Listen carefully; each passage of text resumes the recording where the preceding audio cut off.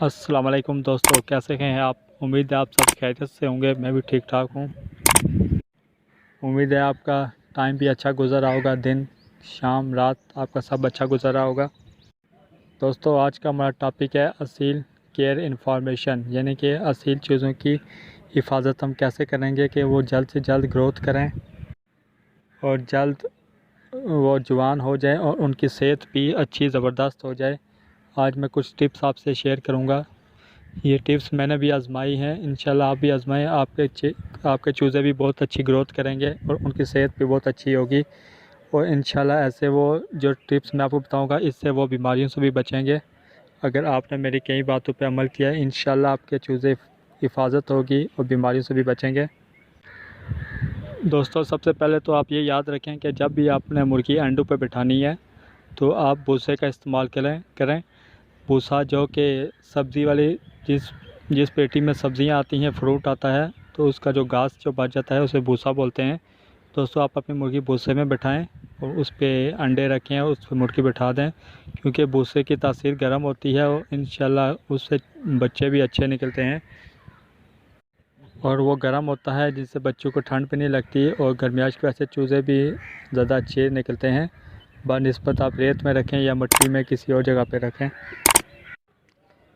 दोस्तों, दूसरा पॉइंट ये है कि जब आपके चूज़े निकल आएँ अंडों में से, तो सबसे पहले आपने 24 घंटे उनको कुछ नहीं खिलाना, कुछ नहीं पिलाना, क्योंकि वो पहले ही जब वो अंडे से निकलते हैं तो खुराक ऑलरेडी उनके पेट में होती है।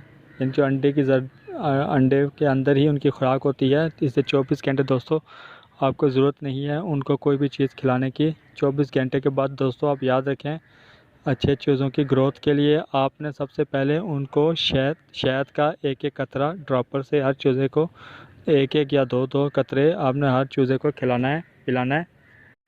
दोस्तों, शहद में शफ़ा है। अल्लाह ताला ने कुरान मजीद में ज़िक्र किया शहद में हर बीमारी की शफ़ा है। इसलिए दोस्तों आप जब भी अपने चूज़े को शहद खिलाएंगे तो वो इंशाल्लाह बीमार नहीं होगा और उसकी ग्रोथ बहुत अच्छी होगी। दोस्तों, ये बात हम याद रखें, हमेशा अपने शहद ही खिलाना है। कुछ लोग जब चूज़े की पैदाइश के 24 घंटे बाद वो कुछ लोग मीठा पानी पिलाते हैं, कुछ गुड़ खिलाते हैं। असल में हमारा मकसद होता है उन सबको के कार्बोहाइड्रेट्स चूज़ों में दाखिल करना। दोस्तों, कार्बोहाइड्रेट सबसे ज़्यादा शहद में सबसे ज़्यादा कार्बोहाइड्रेट्स होते हैं, इसलिए आप हमेशा कार्बोहाइड्रेट्स शहद से ही लें, क्योंकि शहद में शफ़ा भी है बहुत। दोस्तों, ये दो पॉइंट तो आपने याद रखने हैं सबसे पहले। दोस्तों, तीसरे नंबर पे आपने ये बात याद रखनी है कि जिस केज में या जिस पिंजरे में आपने अपने चूज़े रखने हैं, दोस्तों आपके पिंजरे की जाली मच्छर जाली आनी चाहिए, यानी कि मॉस्किटो नेट होनी चाहिए। आपने ऐसे ही पिंजरे में अपने चूज़ों को रखना है जिसकी मॉस्किटो नेट हो, मच्छर जाली है, क्योंकि दोस्तों जो छोटे चूज़े होते हैं, जैसा कि आपको पता ही है, उनके पर नहीं होते, तो जो छोटे मच्छर होंगे वो आपके चूज़ों को काटेंगे और आपके चूज़ों के दाने बन जाएंगे चेहरे पे, पूरी बॉडी पे। उसका ये नुकसान है कि आपके चूज़े बीमार हो जाएंगे, बुखार हो जाएगा और मर भी सकते हैं।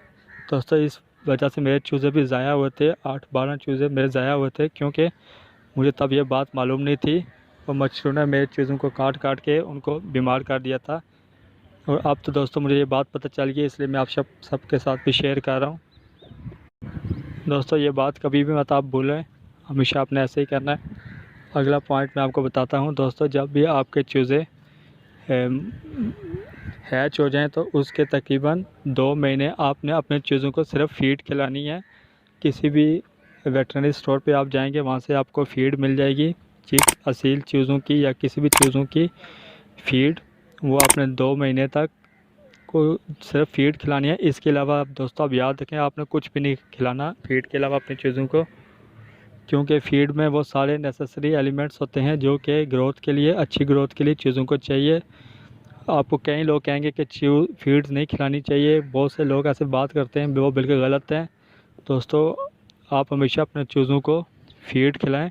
पहले 2 महीने फीड खिलाएं और बाजरा आपने कभी भी नहीं खिलाना, क्योंकि बाजरा की तासीर गर्म होती है और बाजरे से आपका चूज़ा कमज़ोर होता है। दोस्तों, ये बात याद रखें, आपने पहले 2 महीने कभी भी बाजरा नहीं खिलाना, सिर्फ फीड खिलानी है। जो चूज़ों की फीड होती है वेटरनरी स्टोर से मिलती है, उसमें काफ़ी एलिमेंट्स होते हैं जो ग्रोथ के लिए बहुत ज़रूरी हैं। सिर्फ आपने फीड खिलानी है। ये दोस्तों बहुत इंपॉर्टेंट पॉइंट था, इसलिए आपने बिल्कुल ऐसा ही करना है। नेक्स्ट पॉइंट है कि दोस्तों ये पॉइंट भी आप याद रखें कि अगर आपने चूज़े किसी मिट्टी वाली जगह पे रखे हैं या किसी लकड़ी वाले पिंजरे पे रखे हैं, तो आपने कूपेक्स पाउडर, जो कि आप तस्वीर में देख रहे हैं, इस तरह का कोई भी पाउडर जो कीड़े मारने के लिए होता है, ये लाजमी उस जगह पे फेंकना है कि पिंजरे में आपने फेंकना है, क्योंकि वहाँ जितने भी पिस्सू और इस तरह के कीड़े मकोड़े होते हैं जो जानवर की बॉडी में चिपक जाते हैं और उनका खून चूस लेते हैं, ये उनके लिए बहुत बेस्ट है। अगर आपके चूज़ों को पिस्सू पड़ गए हों या छोटे छोटे काले रंग के कीड़े होते हैं वो पड़ गए हों, तो आपने ये पाउडर उनकी बॉडी पे मल देना है, अच्छी तरह उनकी बॉडी में लगाना है ये पाउडर, कूपेक्स पाउडर।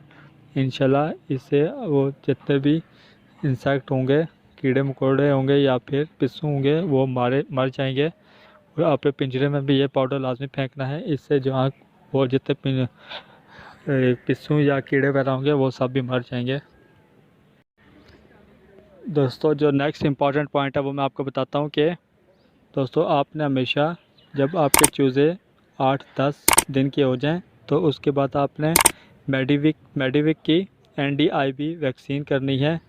जी हाँ दोस्तों, सिर्फ आपने NDIB वैक्सीन करनी है। अलोसोटा का इतना अच्छा असर नहीं है, इतना अच्छा इफेक्ट नहीं करती जितना कि NDIB इफेक्ट करती है। ND से दोस्तों बनता है न्यूकास्टर डिजीज़, यानी कि रानीखेत जो है बीमारी, उसको न्यूकास्टर डिजीज़ बोलते हैं। और जो IB है, इसका इन्फेक्शन ब्रोंकाइटिस है, यानी कि जो चूज़ों को खर की आवाज़ें आती हैं चूज़ों को या बड़ी मुर्गियों को, यह है NDIB की वैक्सीन।